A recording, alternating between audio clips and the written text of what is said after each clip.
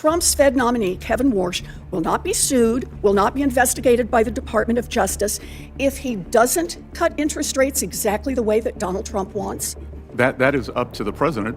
Can you commit that you will? I'm sorry. Can you commit that you will not? This is not a normal Senate hearing. This is Elizabeth Warren forcing Trump's Treasury Secretary to answer for an economy he keeps trying to hide behind excuses. Trump promised lower costs on day one. Day one became year one, and families are still paying more. So Warren asked the question they do not want asked. Is affordability a hoax, a scam, a con job? Bessent tries to dodge. He tries to blame Biden. He tries to insult the question instead of answering the pain. But this is bigger than groceries. This is about a government that denies reality, blames everyone else, and then refuses to say whether Trump's own Fed nominee is safe from political punishment. That is not nuance. That is a warning. Let's just start with a little truth-telling about the Trump economy 1 year in.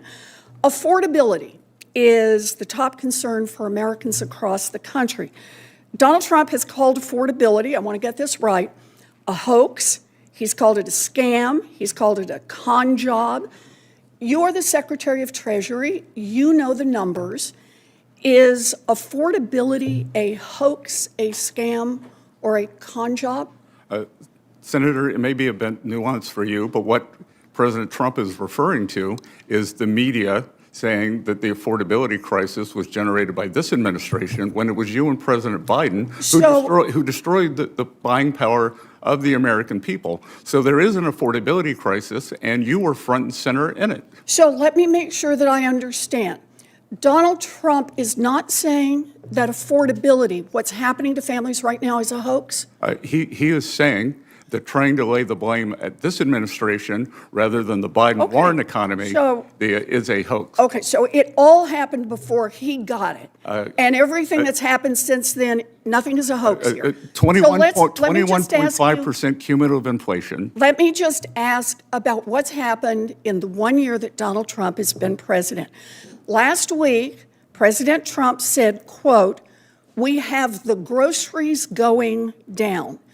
Did grocery prices drop in 2025? Numerous prices have. Did grocery prices drop in 2025? Numerous grocery prices have gone down. I'm sorry, I don't know if you can't hear me. Did grocery prices drop in 2025? Numerous grocery prices have gone down. Some of them. And in fact, we have seen inflation at 2.1% for the past 3 months. Have you seen the Bureau of Labor Statistics, that is Donald Trump's own Bureau of Labor Statistics numbers, that report that grocery prices were 2.4% higher at the end of 2025 than they were at the end of 2024. Trump's own Department of Agriculture has projected that those prices would climb higher in 2026. And under Donald Trump, families are paying more and more for groceries. So if you're just going to insult people by denying the facts that are out there and tell people they're doing great when they're struggling, I think that's just another way to say you don't have a plan to bring down these prices. You're not willing to admit the failures of the Trump administration. Senator. I will ask you a question in just a sec here. It's not just groceries. The numbers from Trump's own economic agency show that Americans are paying more for utility bills, more for health care, more for housing construction. Families aren't fooled by these lies.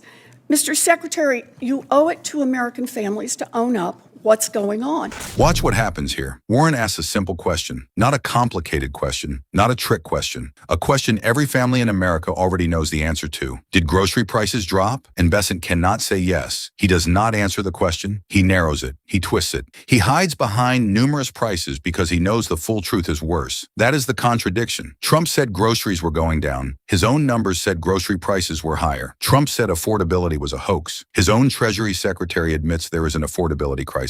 Trump promised relief. His administration delivered excuses. And when Warren names the pain, groceries, utilities, healthcare, housing. Bessent does not own it. He does not offer a plan. He does not speak to the families getting crushed at the checkout line. He blames the past. That is not leadership. That is cowardice dressed up as economics. And this is where the defense starts to collapse. Because if the administration cannot admit prices are still rising, then it cannot fix them. If it treats struggling families like they are being manipulated by the media, then it has already abandoned them. But Warren is not finished. Because the next question is not just about prices, it is about power. It is about whether Donald Trump wants an independent Federal Reserve or a political weapon that cuts interest rates when he demands it. And that is where Bessent gives away the whole game.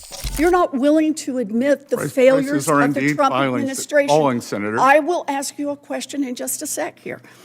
It's not just groceries. The numbers from Trump's own economic agency show that Americans are paying more for utility bills, more for health care, more for housing construction. Families aren't fooled by these lies. Mr. Secretary, you owe it to American families to own up what's going on. And Secretary Bessent, I have one more question for you while I have you here. You ran the search for Donald Trump's Fed chair nominee. And Trump promised, quote, anyone that disagrees with me will never be Fed chairman. Kevin Warsh got the nod last Friday. And then over the weekend, Donald Trump joked that he would sue Mr. Warsh if he failed to lower interest rates. At least, I think it was a joke. But just in case, this should be an easy one, Mr. Secretary. Can you commit right here and now that Trump's Fed nominee, Kevin Warsh, will not be sued, will not be investigated by the Department of Justice if he doesn't cut interest rates exactly the way that Donald Trump wants? That is up to the president. Can you commit that you will? I'm sorry. Can you commit that you will not hold up? He won't be sued if he doesn't drop interest rates. And he won't be criminally investigated. The president also made a joke about you that I won't repeat, Senator Warren. That was the easy one. Actually, I will. He said he had reservations. If this was a joke, why not just say so? It was a joke, and he made a joke about you too, Senator Warren. Yes, he got a lot of laughs. Got a lot of laughs. Yeah. So I don't know if you want to respond to that. I do want to respond. What I can tell you the American is people Mr. are Warsh laughing. is highly qualified. They're the ones who are struggling with affordability. Why don't you tell the nation what you told me, that you held up Chair Powell's renomination? There it is. The question was clear. Can you guarantee that Kevin Warsh will not be sued or investigated if he refuses to cut interest rates exactly the way Donald Trump wants? And Bessent's answer was not no. It was not that would never happen. It was not the Fed is independent. It was not that the Department of Justice will not be used that way. He said, that is up to the president. That sentence changes everything, because this is no longer just a hearing about inflation. This is no longer just about groceries. This is about a president who wants obedience from the central bank, silence from his officials, and excuses for every broken promise. Bessent had a chance to draw a line. He refused. He had a chance to defend the independence of the Fed. He refused. He had a chance to tell the American people that Trump would not use investigations as a threat. He refused. Instead, he laughed. He deflected. He turned a warning about political retaliation into a joke. And Warren brought it back to the people who matter, the families who are struggling while this administration tells them not to believe their own bills. That is the verdict. They promised relief. They delivered higher costs. They were asked about independence. They answered with obedience. This is not economic leadership. This is power protecting itself. And the families paying the price are not fooled.